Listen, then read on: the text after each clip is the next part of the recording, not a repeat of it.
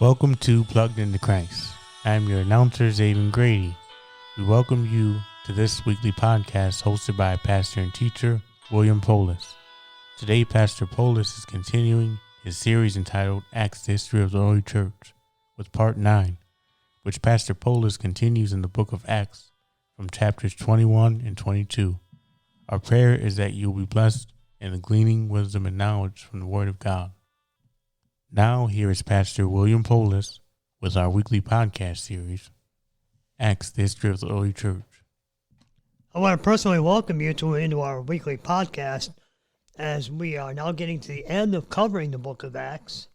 Just a reminder that each of these are separate podcast series, that our plan is to do that this way from the first chapter of the book of Acts all the way to the last chapter of the book of Revelation. I do a deep dive study in the Bible using the Holy Word and commentaries needed, as well as expositing the Bible through ancient history and through biblical archaeology. In using all of these tools, I'm prepared to bring the Bible alive for you and hope that your study will be fruitful and the learning will be long and abiding. All right, let's get started today with our book and the book of Acts, this time covering chapters 21 and 22. Acts 21, verses 1 through 14. In verse 1, Paul, once he had departed with his disciples in Ephesus, which we see in Acts chapter 20, 17 through 38, he now travels a straight course through the sea to the island of Kos. Then he follows that up and goes to Rhodes, Greece, and from there to Patara in the area of Sicilia, the southern part of Turkey. And if you go to the Mediterranean Sea, the island is directly south of that island of Cyprus. It's directly south of Cyprus. In verse 2, Paul travels from Sicilia, setting off for Phoenicia, which is north of the Holy Land. They sail past Cyprus to the right, heading for Tyre. They land in Tyre, then they unload their cargo. In verse 3, Paul finds disciples there in Tyre, and he stays with them for 7 days. Paul was told in verse 4 that his disciples were imbued with the Holy Spirit, and they advised him not to go to Jerusalem. In verse 5, they departed and went their way, and all that came with them, wives and children, until they were out of the city. And when they reached the shore, they knelt there on the beach and prayed. In verse 6, they took leave of one another, boarded the ship, and returned home. When they left Tyre, they stopped at Ptolemais, where they greeted brethren and stayed there 1 day, in Acts 21, verse 7. The next day, Paul and his companions departed from Caesarea and the house of Philip, the evangelist, who was one of the 7. Now, this reference to Philip is one in which is only one part, not part of the pages of the New Testament. He doesn't appear there for 20 years, but he is referenced back to the picture beginning in Acts chapter 6. Paul stays with Philip in Acts 21:8, and Philip had 4 daughters who were virgin women who prophesied. Acts 21:9. Now we must remember that Luke is telling us this entire story of Paul in Acts beginning in chapter 13. Now this is not the first time that Luke tells us that the prophet or of a prophetess who prophesies. He tells us in the Gospel of Luke about Anna, contained in Luke chapter 2, verses 36 through 38. While Paul was in the house of Philip, a prophet named Agabus, who came from Judea, and this, by the way, is Agabus' second appearance before Paul. The first time was in Acts chapter 11, verses 27 through 30, when he met Paul at Antioch to prophesy about the coming of a famine in Judea, and thereby unleashed the generosity of the Antiochian church. In verse 10 and 11 of Acts 21, we have Agabus acting just as the Old Testament prophet Ezekiel did. He takes Paul's cloak and belt and ties his hands and feet with them because he did not want Paul to go to Jerusalem. While that does not mention, the implication of what might happen is certainly imprisonment for Paul. In verses 12 and 13, they plead with Paul not to go to Jerusalem, but Paul brings up the agony of truth that is in the back of their minds, and that is that he would die for God if that's what God wanted him to do. In doing this, he's doing he would die spreading the gospel if that's what God's will was. This is prevalent to the Ephesian elders of chapter 20, verse 24. In verse 14, the believers echo the audible prayer of Lord Jesus Christ, which is the Lord's will be done. But suffice to say that the group came to unity by acquiescing to Paul's firm determination. In Acts 21, verses 15 and 16, the journey to Jerusalem is 64 miles long from their current location. They were preparing to come to Jerusalem for the Feast of Pentecost, and so they were not surprised to see the disciples from Caesarea going along with members of the team.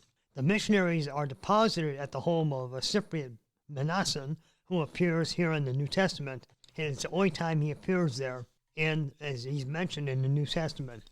Luke's fascinating interest with host and hospitality is explained in Acts 9:11 and 43, Acts 16:15, Acts 17:5, Acts 18:3 and 7, and Acts 21, verse 8. And it must explain why Mnason's name has been preserved for 2,000 years. Now, the third journey ends here, and the missionaries never made it back to Antioch. Paul's missionary ministry in Greece, and his missionary in Greece is finished. Back in chapter 19, Luke reports that Paul's words, I must visit Rome also, verse 21. Now Luke will explain to us why that takes place. Acts chapter 21, verses 17 through 19. In verses 17 through 19, Paul and his missionary team receive a warm welcome at Jerusalem, and they follow all the protocols in visiting James and all the elders. As he had previously done in Antioch, he reported the result of his third journey among the Gentiles. What we do not know is the number of elders, although it's been surmised that there were about 70 of them, which is a pattern used by the Sanhedrin. It appears that the missionaries handed over offerings to the Gentile churches. Luke mentions it only in passing in Acts 24:17, even though it appears to have been Paul's main reason for coming to Jerusalem at this time, as Paul tells us in 1 Corinthians 16, verses 1 through 4, and Romans 15, verses 25 through 27. Paul's fears that the receipt of the offerings from the Gentiles were partially realized. Luke does not want to explain this matter to Theophilus. Rather, he stays within the main theme. Paul is only thinking is to go to Rome. We notice that from the we section, which is to include the missionary team, as well as Luke, which ends in verse 18 and appears again in Acts 27, verse 1. Scholars here think that it is unlikely that Paul left Jerusalem in the intervening time. Rather, he pushed himself into the background to focus on Paul's trials and speeches. Acts 21, verses 20 and 21. In 6 Greek words, Luke describes the reaction of the church to the Gentiles' mission and raises another issue of Jerusalem politics. While Paul is out evangelizing, many thousands of Jews came to faith in Christ. The number was believed to be in the neighborhood of 25,000 to 50,000. The year was probably 56 or 57 AD, which is a great time of Jewish nationalism and anti-Gentile attitudes. Many of the new converts were zealous for the law, having been influenced by the remaining Judaizers, of whom Peter challenged on his return to Caesarea, as told in Acts chapter 11. Word went out that Paul was turning Gentiles away from Moses and circumcision. His return, even with the gifts he had presented, and considering the many miles that he had traveled, presented public relations embarrassment for the elders in Jerusalem. Paul's position for tolerance and the right of each group to its own views. He then had Timothy circumcised, and we read about that in Acts 16:3, as well as arguing for the veiling of women who are at worship, 1 Corinthians 11, 2 through 16. The fact of the matter is that the distortion of his teaching, especially in Jerusalem, became standard operating procedure amongst members of the Sanhedrin.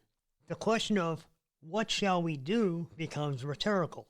As they had Paul return all set up in anticipation, you can feel Paul's exasperation as the leaders of the church in Jerusalem seemed so desperately concerned with public relations, while Paul risked his life traveling all over the Mediterranean world for the cause of evangelism.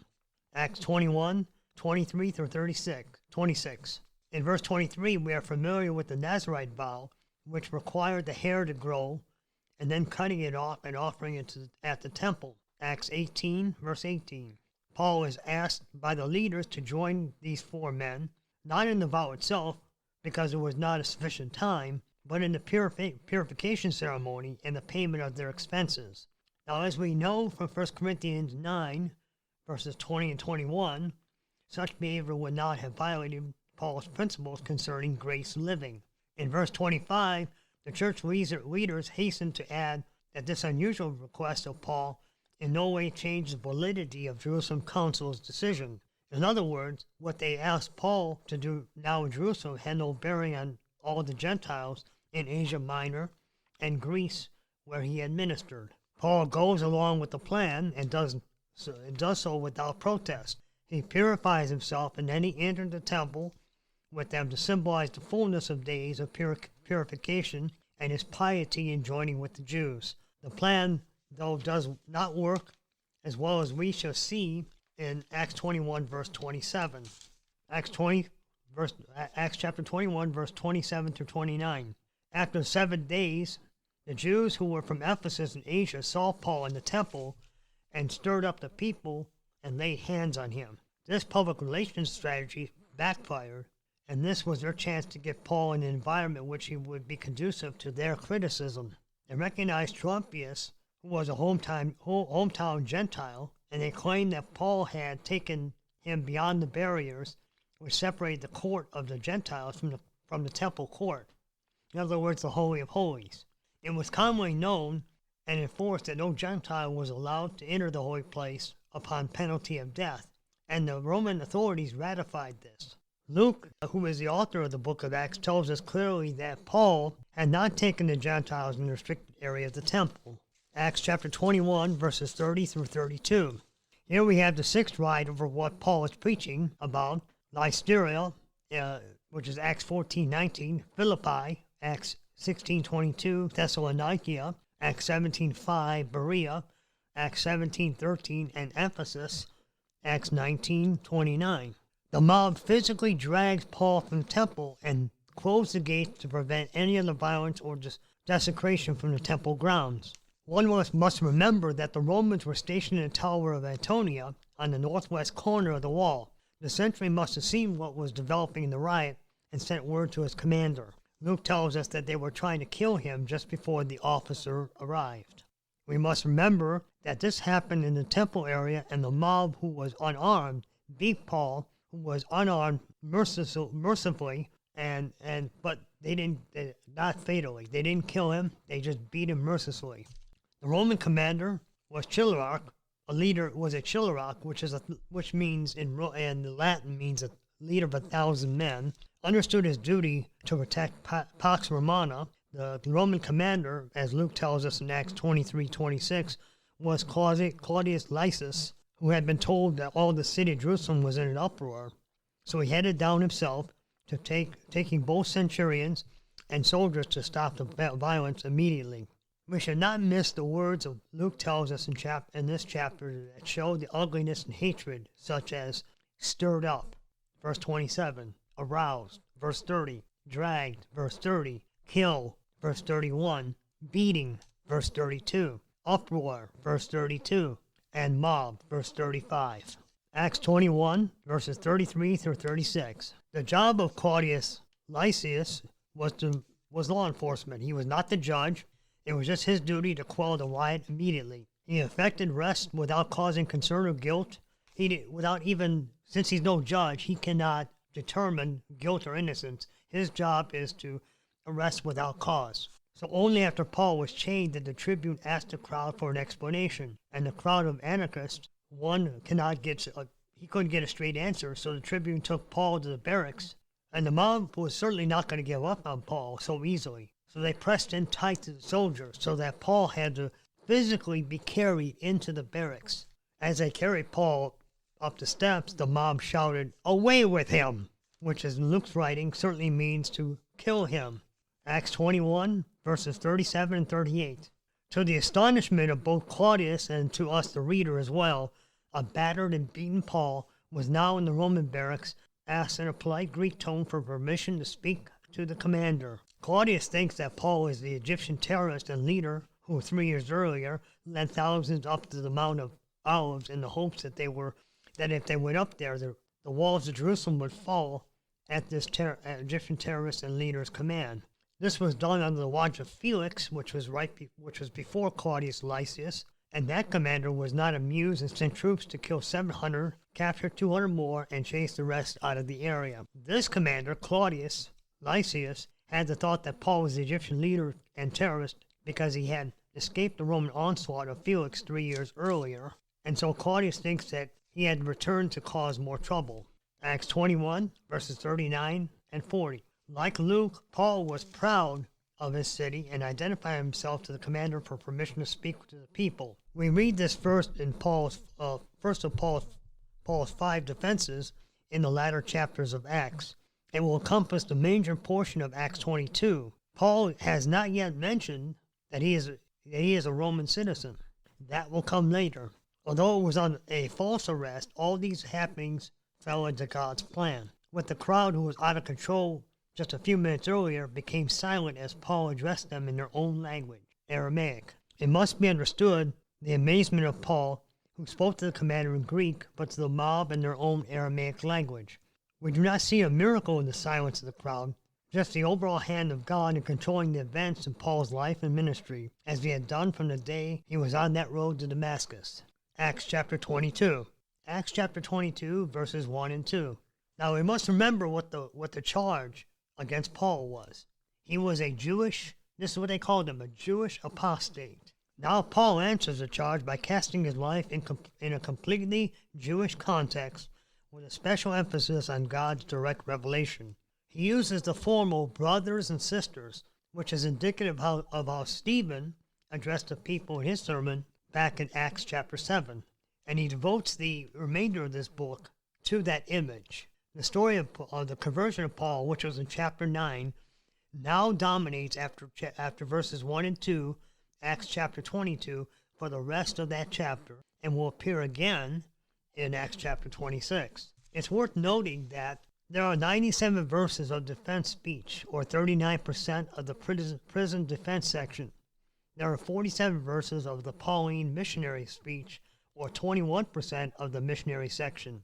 There is 239 prison verses and 226 verses about the missionary in total. Paul plunged into his resume, using the familiar ancient triad of birth, rearing, and formal training.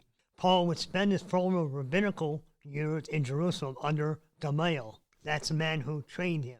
Only here does the New Testament refer to his education under Gamaliel and its credential, which would have been certified under his legitimacy as a Jewish scholar. Having been born in Tarsus, Paul was a Jew without Palestinian roots, a maverick of the Hellenistic world.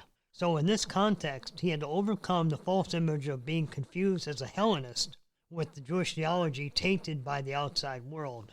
Acts chapter 22, verses 4 and 5. Paul tells this crowd what we already know and we have studied in going through the book of Acts from chapters 8 and 9, but many of them would not have known because of the intervening years. Acts chapter 22, verses 6 through 9. In Acts chapter 6 through 9, Paul retells his conversion experience, and we learn that the light appeared at noon, which is something that Luke did not tell us in Acts chapter 9, and that was the light was strong enough to outshine the midday sun. Paul also adds geographical reference in connection with Jesus of Nazareth to clearly fix in the minds of the Jews with whom Paul spoke.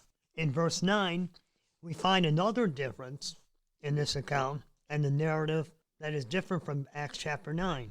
Here he tells the audience that his companions saw the light but did not understand the voice.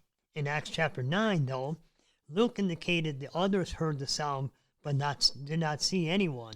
These minor variations pose no textual problem at all, as each account aims at a different audience and therefore picks up slightly different emphasis, much in the way we would do in speeches today. Acts chapter 22, verses 10 and 11. The second question is, "What shall I do, Lord?" also did not appear in chapter 9. Paul's explanation of Jesus' answer indicates his acceptance of Jesus as Lord, something the audience that day would certainly not have acknowledged. Messianic Christology, something here we see in its embryonic form, the term simply means acknowledging that Jesus fulfilled all the Old Testament prophecies of the coming Messiah, equating him with Yahweh of the Old Testament, the Lord, Adonai of the Hebrews. Acts chapter 22, verses 12 and 13. The mention of Ananias is crucial here, since Paul does not repeat this portion of the story later on in Acts chapter 26, because after his first contact with heavenly revelation was followed by the contact with the devout Jew, would not have any meaning to this crowd. Here he offers yet a mark of Paul's confirmed Judaism. Of course, he does not mention that Ananias was already a Christian disciple when Paul first met him. Acts chapter 22, verses 14 through 16. Paul continues his Jewish explanation of Christian conversion by using phrases like the God of our fathers, the righteous one. His witness for Jesus these many years directly resulted from God's message given him through a devout Jewish brother. Paul accurately related Ananias' word from God to all men, but apparently this Jewish crowd could only see this in the context of their own nation and did not react in any way to the ideal meaning of all men that might include Gentiles as well. Paul speaks in verse 16 asking why they wait. So they tell him, doesn't go and get baptized, wash your sins away, he tells the crowd. Paul tells us in Acts that baptism is an illustration, not an agent of salvation. In the Christian faith as well as the Jewish religion, the use of water symbolizes the forgiveness of sins. As Jesus taught the disciples, salvation comes first with the forgiveness of sins. Baptism is the death of the old ways of the world into the rebirth of new faith and belief in the Lord. Acts chapter 22, verses 17 and 18. Here is information which we did not have in Acts chapter 9. Paul was in a trance after his return from Jerusalem. This occurs 3 years after his conversion. Acts 9, 26 through 29, and Galatians 1, verses 18 and 19. And the danger he faced, even while in Jerusalem, was from the Hellenists. Again, Paul depicts himself as a loyal, pious Jew, prayed in the temple, and received visions from God. The question, in answer to the original charge of this in Acts chapter 22, was that Paul was an apostate who was a Hellenist. But how can that be? Paul had the highest regard for the temple, praying there himself, and he does not appear at all as an apostate or Hellenist. Notice the continued use of the Lord throughout his speech. It appears in verse 8, verse 10, verse 18, verse 19, and verse 21, and solidly links Jesus to the Christian faith with Yahweh of the Jewish religion. Acts chapter 22, verses 19 and 20. Notice, this was not a one-way revelation, but a conversion with deity, and the crowd in the temple steps would have understood such protestations in light of the Old Testament. Moses argued with God that he should not go back to Egypt. Isaiah argued with God about his unworthiness. Since Paul's commission as a witness for the Lord, Jerusalem should be the perfect place to do that. Here people knew his reputation as a rabbi and the role of the martyrdom of Stephen. Here they remembered the persecution of Christians, and having seen his complete about-face, they surely would pay attention to his description of an encounter with Jesus Christ. Acts chapter 22, verses 21 and 22. Then they hated the word is once used again against Paul. That hated word, Gentile, and they released this frenzy of the crowd just released Gentile. The crowd seems to listen respectfully throughout the whole conversion narrative, and not making any noise while Paul told them about his conversations with deity. Apparently, Paul told them that God had sent him out of Jerusalem to proclaim a divine message to the Gentiles. It was this in their eyes that had gone beyond the boundaries of their tolerance. When they hear about this, this conversation with deity, and their tolerance level was just out of sync. The departure from Jerusalem would not save them, nor his life, nor did he leave only because the people rejected his testimony there. God had a greater duty, far away from Jerusalem. This had been Paul's procedure for years. First he went to the Jews, and when they rejected him, he went to the Gentiles. As for the Jews, and their racism was so rigidly patriated against him, established that they could not bring the image of God's concern for any other people. So they think that because he wants to help the Gentiles, that he is somehow an apostate. Acts 22, verse 22. The word Gentile, with that word, and I say it again, Gentile, the speech ended. The thought that the Jews and Gentiles could stand on equal footing before God was completely intolerable. The audience became a mob again, as anarchy and prejudice filled the air. Earlier they screamed, "Away with him!" Acts 21:36. Now the same cry with a slightly more detail was shouted with, this time, "Rid the earth of him! He is not fit to live." Acts 22, verses 23 and 24. No one knows exactly what the crowd had in mind by throwing off their cloaks and flinging dust into the air. The punishments were different between Jews and Romans. The Jews used rods, while the Romans never played a good cop or bad cop. They just interrogated, and they used leather thongs, which were embedded with pieces of metal or bone. In his lifetime, Paul had been beaten 5 times with 39 lashes by Jewish authorities and 3 times with rods by Roman magistrates. But the flagellium was far more brutal. That's what the Romans used, which had pieces of metal and bone embedded in the ends of the strips. Now this is precisely the kind of beating that Jesus received in Pilate's hall. John 18:38 and John 9:19-1. Acts 22:25. While he is being stretched out to be flogged by a Roman centurion, he says in verse 25, "Is it lawful for you to scourge a man who is a Roman and uncondemned?" Not only was Paul about to be scourged, but he also had been chained as a Roman citizen, which is a violation of that Roman citizenship that he currently holds. Now, a person claiming to be a Roman citizen in the Roman world was never challenged. Rather, it was taken on face value. Acts 22, verses 26 through 29. The centurion had no option to report immediately to his commander, who wasted no time in getting to the scene of what would be a grave injustice. The commander had purchased his citizenship for a big price, but Paul was born a Roman citizen. The commander had already committed a crime by placing a Roman citizen in chains, and to scourge him with a flagellium would have been unthinkable. This is especially true since he had no idea of who he was or what crime he might have been guilty of committing. Acts 22, verse 30. The commander, Claudius Lysias, found himself in a bind. He had violated Paul by being scourged, getting ready to scourge him, but he still held him in chains. How could he claim that he was holding Paul in protective custody from the Jews, since he literally had saved his life from the Jewish mob? But who was he?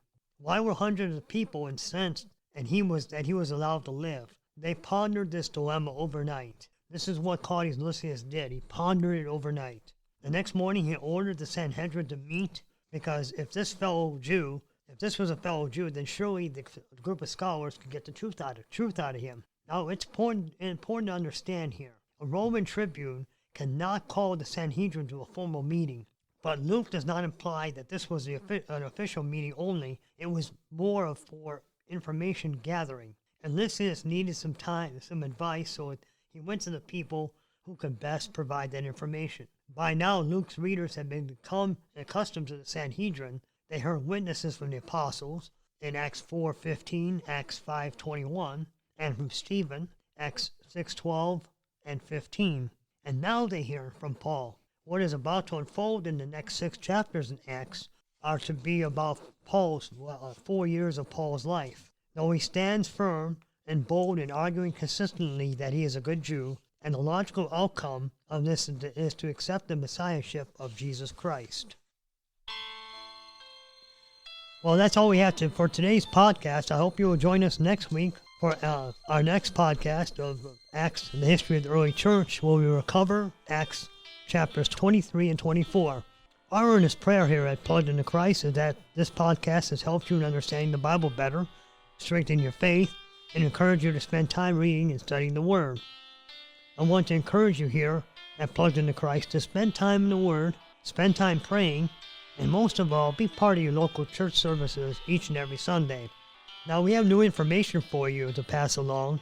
These podcasts are through Buzzsprout.com, and now you can set up a free account in order to listen to these podcasts on Buzzsprout here at Plugged into Christ. We suggest that you go to Google Play if you have an Android phone or an App phone for an iTouch phone, the App Store. Use the App Store there and download one of the following apps: Amazon Music, Stitcher, Podcast Addict, Podchaser, Pocket Cast, Deezer, Listen Notes, Player FM, Podcast Index, Spotify, or Pandora. The ones we find the easiest to work with are either Spotify or Pandora. Once you have the download of your favorite app, then you just put Plugged into Christ in that search box on those apps, and you will see a picture of me in front of a studio microphone. And you will have access to all the podcasts of Plugged into Christ. If you live in the Lorain County area, we would love to have you come and join us at Lorain Full Gospel Church. We are located at 1900 West 19th Street in Lorain, Ohio. Our normal church service is at 2 p.m. Until the next podcast, if it is God's will, may the Lord richly bless and keep you.